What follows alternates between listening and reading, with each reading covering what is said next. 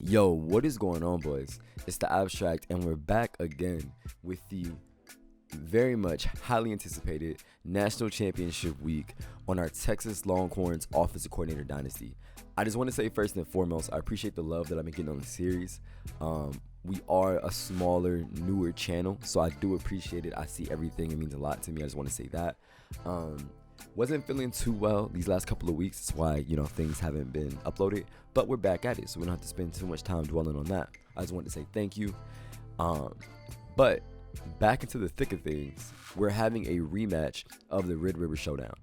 I just want to say, I didn't think this was going to happen. I think we may be the only undefeated team around. If we take a look at the top 25 polls, I think we are, we're the only undefeated team. Okay, perfect. So we're the only undefeated team in the nation. We're fighting for Texas glory and to defend our 12-0 record and number one ranking. So just taking a quick look at some of the other bowl games that are going on around the country this year. We've got the Capital One Orange Bowl is 11-1 Cincinnati, ranked number 4, versus the 11-2 6th ranked North Carolina Tar Heels. Then in the Cotton Bowl, we have Iowa State at 10-2, and then Northwestern at 8-4. In the All-State Sugar Bowl, 11-1 NC State. So they came in at number 3, playing against the Georgia Bulldogs at 10-3. And in the Fiesta Bowl, we have Auburn versus Michigan. The Gator Bowl, we've got the Florida Gators versus the Virginia Cavaliers. And in the Rose Bowl, we have Nebraska versus Oregon.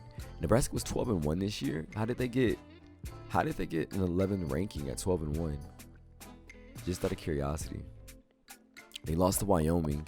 That's crazy. They're only ranked 11th. It's not a super strong schedule, but to play in the Big Ten and come out on top like that, they were Big Ten champs. Yeah, they were Big Ten champs. That's interesting. That's definitely interesting. Bama's going to be playing in the Outback Bowl at 11-2 against 10-3 Indiana. So one thing I want to take a look at while we're here, though, is the job security. So just off rip, let me go back really quickly. If you take a look right here, so Clark Lee, so that was Notre Dame's defensive coordinator the year before last. He's at his first year coaching with Vanderbilt. I don't know why. I don't know if they can change this when they do the rosters. I don't know to the extent that they can do these things. He wouldn't be fired after his first or second year. He's not expected to turn their program around immediately. But, with the way the game is set up, he's going to get fired at the end of the year. A lot of these jobs will be up, and a lot of these coaches will leave for different jobs. So even if they're not on the job security, like low on job security, they'll still have an opening. I'll give you an example. So some of these bigger schools, right, if we go straight down to head coaching positions and we do the entire NCAA, and I won't spend too long on this because I know you guys want to see actual, gameplay. But if we take a look this way, so this Memphis coach, right, he did really good at Memphis this year. And more than likely what will happen is a program like Vanderbilt is going to be a little bit more attractive, just a little bit, because it's in the SEC, than the Memphis job, depending on who the coach is and what he wants to do for his resume. Same thing with this New Mexico position. You'd rather you get the opportunity to play in the SEC, get some better recruits, and showcase what you can do a little bit more. So that New Mexico head coaching job will be opened. That's kind of how the coaching carousel works, if anybody was ever curious, in real life and in the video game. Just because you don't have to do bad to lose your job or to move on from a job. If you do exceptionally well at a lower program, when these jobs open up, when these Iowas, these Arkansas, these Californias, when these bigger schools open up coaching positions, they want proven coaches or coaches that show them that they can kind of do something, if that makes sense. So a lot of these will be coordinator spots as well. So these coordinator spots will open up. The problem is, in my experience doing this, you don't really have an option. So what I mean by that is, if you're a coordinator, especially a defensive coordinator, you have to pretty much win a couple of championships before you get some head coaching jobs. You rarely ever get them your first year. So I don't think we'll be able to get any of these. And that's what I'm worried about. Is I don't mind, like I said in the beginning, staying at Texas another year if I have to. But I would love to get another job. Like if like the stars aligned and we got this Maryland, California, Arkansas job, one of these three, this is perfect. I love this. But we just have to see how it goes. But without further ado, yeah, I'm going to jump right into it. I will see you guys in the Natty. Yo, Oklahoma's offense is number 1 in points this year, and number 2 in yards, and number 3 in passing yards. That is wild. That's wild. But our defense is number 1 on the rush, so we'll shut that down on rush defense. I mean, we've got a pretty good team. This is a pretty good matchup, pretty good team. Their defense, not so much. We should be able to hurt them a lot over the air. They've got a pretty good run defense, but we're going to put B-Rob to the test regardless. This was his season, so this is going to be his game to win or lose, in my opinion. We'll just see how this goes. Hi, everybody. Reese Davis with you, bringing you the EA Sports NCAA Football 14 pregame show presented by Nissan. Innovation that excites. These two are the best teams in college football. Tonight, only one will emerge victorious. Only one can carry home the trophy. Only one can call themselves national champion. Thanks for checking out the pregame show. NCAA college football action coming up next with Brad and Kirk on the call. David and I will see you at halftime.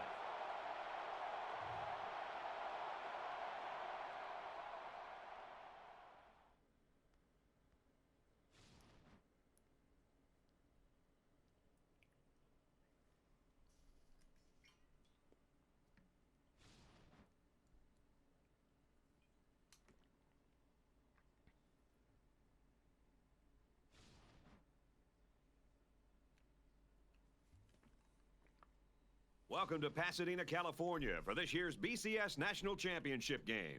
And now let's head down to the coin toss, and is brought to you by Coke Zero. Real Coca-Cola taste and 0 calories. Enjoy everything. So, jumping into the national title game, does this not look like the Red River Showdown? You know what I'm saying? But Oklahoma decides to allow us to get the ball first, and they'll get the ball coming out the half. You know my game plan. I want to get B-Rob going early. Get off me. Here we go. Good pickup. 1,000 yards rushing on the season. I just want to ground and pound. If we can beat them on the ground right now, this entire game, let's do that. Let's see what we got. Let's see what we got. I said we run again. B-Rob. Find the gap. Okay. 3 yards. That's fine. That's fine. That's fine. We'll take that. This is coming to Josh. If the DB doesn't bite, he doesn't. There you go, Josh. Perfect. 13 yards. And I'm not going to lie. Okay? This is a lot like, you know, we talk about, sometimes I'll point out some things that are much like the real world in college football. The rematch between Bama and Georgia happening in the college football playoffs when they just lost an SEC championship is a lot like what we're doing right now. So this is Oklahoma's chance at regaining glory. I don't think we're going to give it to them. I'm just going to be honest with you. There you go, Wiley. First down. Now let's just get back. Now let's just get back to the run. And get back to the run. There you go. Uh-huh. All right, Hudson. Give me that. Good pickup, Josh. Get out of bounds. There you go. Let's get it.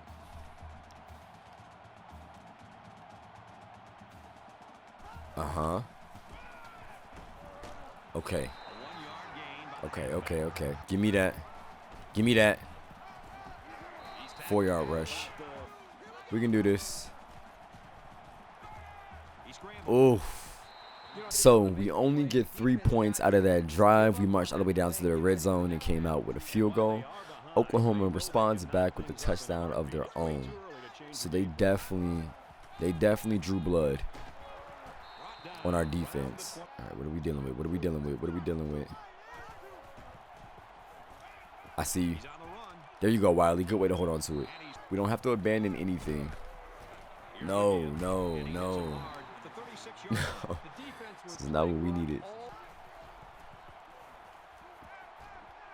No, Worthy. Come on, Worthy. Why did I use it?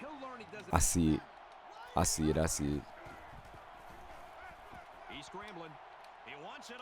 Oof, that could have been picked. Okay, so we both walk out with no points on that drive. We get the ball back. We're in our own half of the field. Oof. Their rush defense is really playing. We got to get something. There you go. There you go, Josh. It's been the Joshua Moore show, huh? We work our way down the field. Yo, they're just ready. They're just ready for the run. Quick little read. Opposite direction. Hold on to the ball, Hudson. Good pickup. 11 yards. No. Okay. That was not supposed to happen. Let's play through it. Come on now. They're getting off of every block. Oklahoma's plan was definitely to just limit B-Rob. Definitely.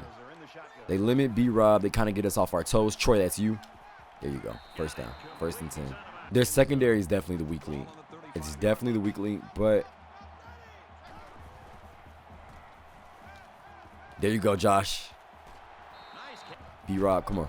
Come on, come on, come on. 2 yards, okay. Worthy on the screen. Oh, they gobbled that up. We got to convert here. No ifs, ands, or buts. We got to convert. If we got to pick this up with our legs, give me that. Whittington. That's what we needed. Whittington puts his shoulders down and goes right in for the end zone. Look at this. Take a look right there. Perfect. We finally put some points on the board. Exactly. We finally put some points on the board. 7-10. 38 seconds left before the half. We're finally leading. I think what I want to do. Okay, I'm just going to. There you go. Let's see what we can do. Let's get a little ballsy here. Whittington, all year. That's what he does. Rob, I see him. That's you, Kate. Oh, he held on to it. So all we had to do was hold on to the ball. Ooh. There you go, Whittington. Give me that. 38 seconds. We marched down the field. 7 points. 7-16 going into the half. Talk about it.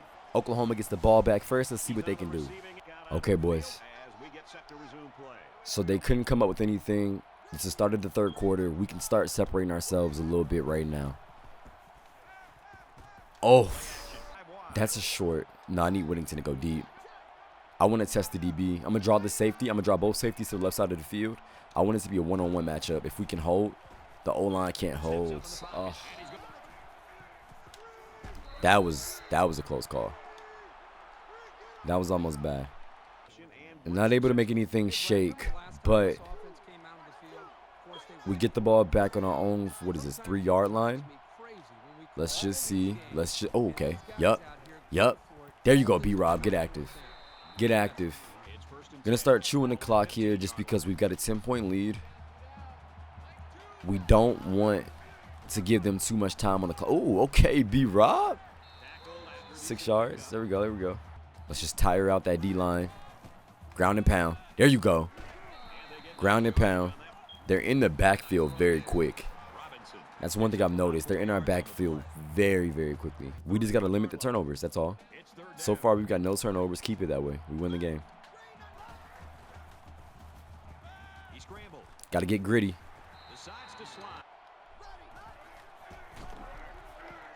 There we go. 1st and 10. I love it. Good block. I tried to slow down, but the lineman couldn't catch up. This is definitely going to Cade for the 1st down. Whew. If there's anything you want out of your tight end, it's surefire hands and a blocker. He needs to be able to bring down everything that comes his way in traffic. Josh, okay. Right now it's a 2-possession game. We just want to make it a 3-possession game. There you go. 3rd and 4. I'm sorry if this was a boring game for y'all. I needed to secure this dub. I really did. The state of Texas needed this victory. Give me that. Give me that. There you go. 1st and goal.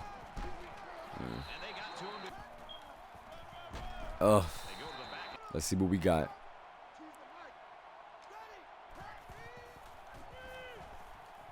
Ugh. Tried to get him in for the end zone. Couldn't do it. Ended up getting a field goal out of it. I think Oklahoma turns the ball over, so that's about game. Man, what a season. What a season. So B-Rob ends the day with 25 rushing attempts with 77 yards total rushing. I'm not going to lie, they shut the run game down today. They really did. I didn't think they would be as dominant, but they shut the running game down. We definitely had to make something happen over the air.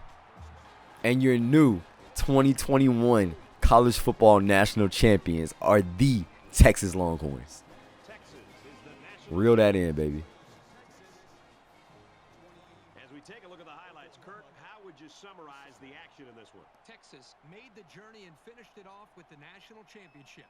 It really couldn't have happened to a better bunch of kids in a classier school than this. They've battled all year. Whenever it got tough, they came together and came out on top. And now they're on top of the polls, the world, everything. Congratulations to our national champions. Here's a look at our player of the game. Hudson Card walks out with 16 for 22 completions, 226 yards, and 2 passing touchdowns. And for the Sooners, the loss today puts them at 11-2 for the season.